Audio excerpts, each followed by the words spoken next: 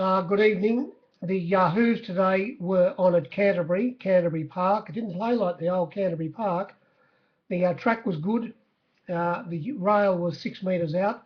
There was a southeasterly blowing, and it eased off gradually towards the end of the day, where by the last race it was fairly light. Early on the day it was maybe 25, maybe sometimes up to 30 kilometres an hour.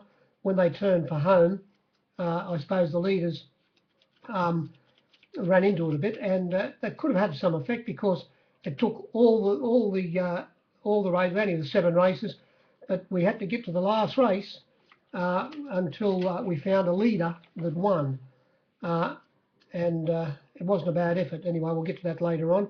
There are a couple of leaders that only just failed to hang on, with horses sitting on their outside beating them. But as I say, only the one leader to win. It was a funny meeting. Usual suspects. Wednesday meeting was Caulfield, big meeting at Caulfield today. Might have made a little bit more interest, and but the same old rort. Tough school, without complaining. What do? First race on the screen, 109.9 in the marketplace. We had 106 on the screen. The 1 to 4 roughies in the race never had prices. The winner, 5.5 star, would have been a bit stiff to get beat, was held up, had a cosy run on behind him on the fence. It was $3 into $2.60. The winner got the split, won by 1.2. Would have got a split before on the turn, would have won by a lot further. Excuse me. The opening favourite, Twisted Emotions, who finished up running second, it went from evens to $2.80 back to $2.70. And the third pick, it ran third, tailed it was behind the winner on the fence, Shea Harmony. It was $4 out to $4.60. Started $4.60 on my board. Might have laid 3.5 for one, or 3.5 for one a couple of times. Also laid the other pair, of course, and the first 3 in the market ran the trifecta. Bookies. The winner was the best backed runner in the race. Next race, race 2, 105.1 on the screen. We only got to 99 in the marketplace.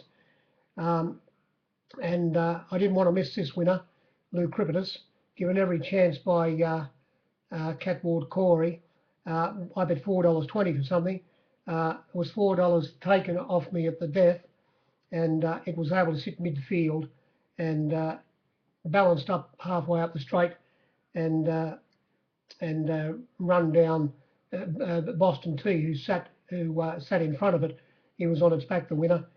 Beat it be 3/4. It ran third, finished up running third. Boston T 1.1 lengths in that position, and coming from last down the outside was the easing Future Shock. It only got beat to 0.8, 3/4 the length. Coming from last, it went up 7 to 2, $4.60, and got out to $7. Made up plenty of ground. There were a few runners in this race back you could lay. There was only 99, so why wouldn't you be able to lay them? But $8.50, the top one, Galere, started 7. They took $9, $10 Mossamine, started 9. Oh, crikey, lay at $9. Said the winner, you had to get to $4.20, and I think I laid 4,500 and 1,500 going into line to one of the pros. The next runner didn't have a price, 30 to 1. Boston T, they took $6.50. Future Shock never had a price. Avarelli was 40s taken, laid 4,100 into 30s. The bottom one, Hot Millie, well back, $13 into $9.50. But the winner backed late, and it was a bad result for the captains. Next race, race 3, 107.7 on the screen, and a fat 102 in the marketplace. And it didn't matter. This was the first runner backed agent. $8 might have been the top fluck, but it was $9. $9 on the fence given. I bet $8.50 to one of the pros for something, and as I say, it was the first runner back. You only got there by 0.2 of a length. It was only 0.6 of a length between the first 4 runners, and run the race over, and you would get a different result here. But as I said, the winner was the first one they backed agent. Put up the $8 and $9. It was how much by the pros? They took all the 9, all the 850, all the 8, then the 750 then the 7 and the 6.50. Only restarted $5.50. Extremely well backed. They must have known it was going to get the good run. It sat in 6th position, one off the fence, turned for home, and got there near the line. The leader ran second in the race. $21 was bet about Esprit Lad, and the win was still a little bit stiff by the second when we had race 2. It opened up 16 and got out to 21, back into 17. That would have been a big result for me. Was backed, but it couldn't hang on. And running third, having every possible chance sitting outside the lead, was Perfect Rouge. It would have been a fat result for the captains. It went from 15 to 26, unlayable, and making up a lot of ground coming from, well, Nelly last in the race was Bilko, Sergeant Bilko, right down the outside, making up many lengths, and he got beat 0.6 running fourth. It hit the line very well. As I say, run that race over again, you get quite a few different results. Runners that were well backed. I stood it for a good bit of a section. General Sherman opened up $4. Like a goose, I gave $5.50 for a good bit of money. They killed me for $5 and $4.80 and $4.60. Unfortunately, he got trapped 3 wide. And the opening favourite, Mr. Nico, I don't know the other captains, but I found it extremely hard to lay. Went from $3.50 to $4.80, and it would have been all right for me. Likewise, Shoots Through Blue, who was well in the market, went from $5.50 to $7. I never ever wound 7 off. I think it only fluxed $6.50, and I laid it, but for nowhere as much section as I would have liked to have. And as I say, the winner was extremely well backed. The pros had a good little plate of it. In race 4, 104.5% on the screen, only the even 100, the even spot in the marketplace, and this was won by the favourite. And like a nice goose, I handled this badly. I bet as much as $2.80 about this winner, Field Marshal. I had going straight to the lead Casino Swoop, which it did, and coming across and sitting on its outside the favourite Field Marshal. Casino Swoop, it went up $4 or $6.50 begging it to finish. I haven't written its name in the ledger, whereas the favourite Field Marshal went up the 5 to 4, 225 mark, got to 280 on the fence and in the outside ring. It only started 5 to 4. At one stage, it laid 5,100 to 300 plus 5,100 to 3,000 plus a stack of other bets against it. It was a disastrous result, and it sat outside the leader, as I say, Casino Swoop, one steered by Christian Reef, and the winner by Nippy Nash. And Nash, after turning for home, was able to get past the leader and went away and won by 2.3 lengths. It held on for second, Casino Swoop. There was a line of them for second, but the winner won easily by 2.3 lengths. That's all you can say there. Nothing else to say. Race 5, 109.4 on the screen. Only a neat spot in the marketplace again, only the 100. And you think there was a couple of plonks here, especially with number 1, Cinder Rock and Roller, who led. And I don't think they went as fast as everybody thinks, but it was taken straight to the lead, Cinder Rock and Roller. Opened up $4.40, got to $5.50. I reached for it. I wasn't that keen on it. It did only start 4. I actually had to wind $4 off at the finish. I returned at $4. It was my blanc worst way. And the favourite, King's Dominion, it was strange King's Dominion. It opened up 11 to 8, $2.40. It got to $2.80, and it was into $2.40. Very hard to get at one stage. Started $2.50 when they jumped, and it sat outside Cinder Rock and Roller. Got past it as soon as they turned for home.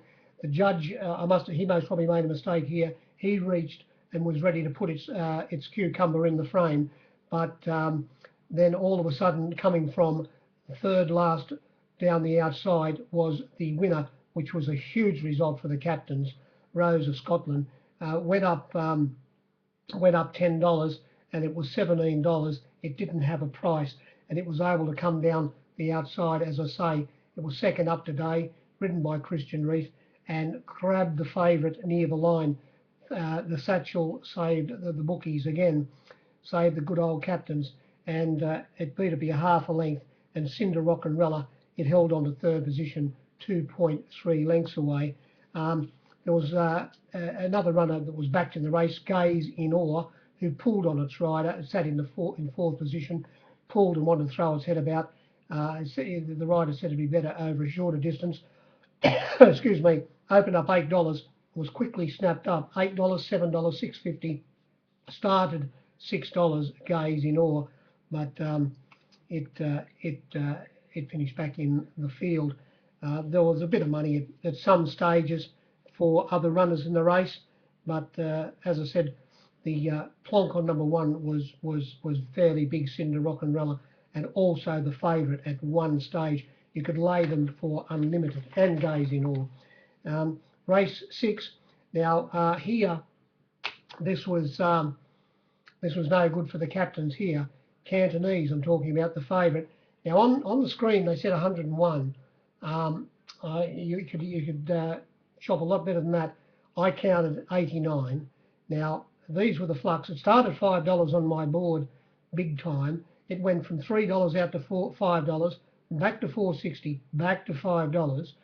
Tigress Lily, it went from a mere $9 to $15.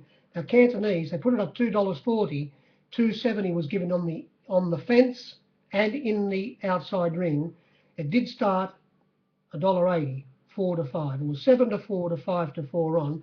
Now the pros, they how much them at the 270, 260, 250, 40, 30, 25, 225, the 5 to 4, and then the 10 to 9, the 215 if you want, or the 220 in between it if you all gave it, and then the 205, and then they lined up and they said how much at the evening money. At the $2, whatever you wanted, and if you had $1.95 up, they would have laid it on. It was into $1.90, and bookies reaching for the other runners had to make it $1.85, and that could have even been laid on right towards the finish, which it was, started at $1.80. Now we get to the next runner, and it was called Honourable Aussie. It went from $7 to $12. Taken, didn't have a price. It wasn't taken at all. It went from $7 out to $13. The next runner was Many Stars, and it didn't have many supporters. It went from $10 to $16, and must admit Trojan Destiny laid good a bit of section against it, but I had to get it to $19 to do it. Went from $10 to $19, back into $17, around less than the 90 given, and it was a strip out. And the race was run this way, big time. The second pick, ridden by Nash, was taken straight to the lead, and he is such a good judge of pace, Nash. Going out of the straight the first time, Jenny Duggan, who is a very good rider, very good little rider, Jenny. She was able to, after a little, not work, but get around Honourable Aussie and sit outside Nash, going halfway out of the around the bend out of the straight. And as soon as she got to the outside of Nash, it started to pull on her, and it took her a good 2 to 3 furlongs to settle it. But then she, with her kind hands, was able to settle the horse fairly well. And it was coming to the turn. She was up outside Nash, and they had a battle all the way down the straight, and she beat him by 0.2 of a length on the line. And the pros licked their chops and said, what a lovely, lovely plate we had there. That tasted very, very nice. And then we came to the last. Now, it all depends how you... I couldn't lay a lot of runners in this race, and I would have liked to have held a lot more section on it. Of course, it's easy after the ball. This was the only winner to lead all day, lead and win, and I suppose the wind mightn't have been as severe by race 7. Anyway, I'm talking about the bottom one, Tree Fern, coming from the country, having its second run today after a spell. They jumped out. It had the outside alley, barrier 10 in a field of 10, and after they'd gone halfway along the back straight, ridden by Jay Ford, he looked across and he said, wait, there's nowhere to slot in here, so there's only one thing to do, and he went forward. And as soon as by the time they hit the bend out of the back straight, He'd found the lead, didn't cross tight against the fence, stayed 1 and 2 off it by the same token. And this horse fought on extremely well. It held that position to the turn and all the way down the straight to win by 1.3 lengths from some disappointing runs in this race from Maydell, who sat in the 1-1 position, and running third, coming along the 18 pence, was Crystal Miss into third position. Now, betting wise, I'll explain to you why it was a bit hard to lay some runners here, and I didn't hold anywhere as much as I would have liked to have had. Speed on Ice, well, it never had a price. It went from 19 out to 31.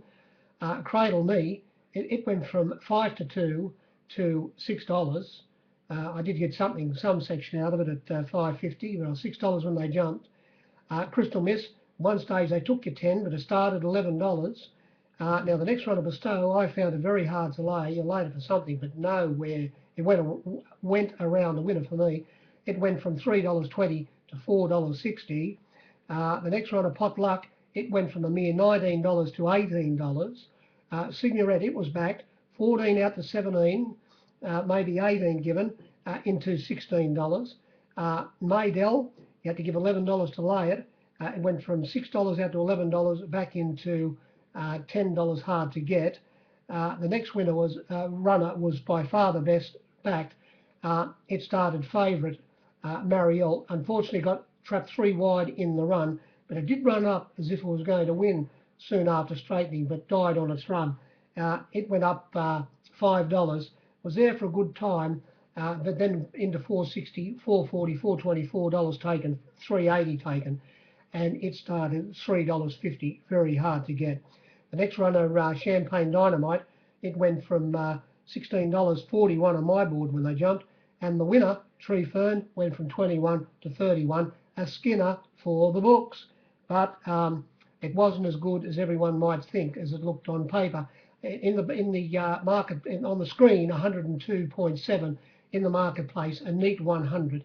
But as I say, even like runners in the market, Bestow, very hard to lay, 9 to 4 to 7 to 2, unless you found someone for it early in the piece. I don't know. I found it hard to lay. That was about the meeting. Nothing much more to say. Where Hawkesbury is on tomorrow, and we'll see what happens there. I'll speak to you tomorrow evening. Good evening.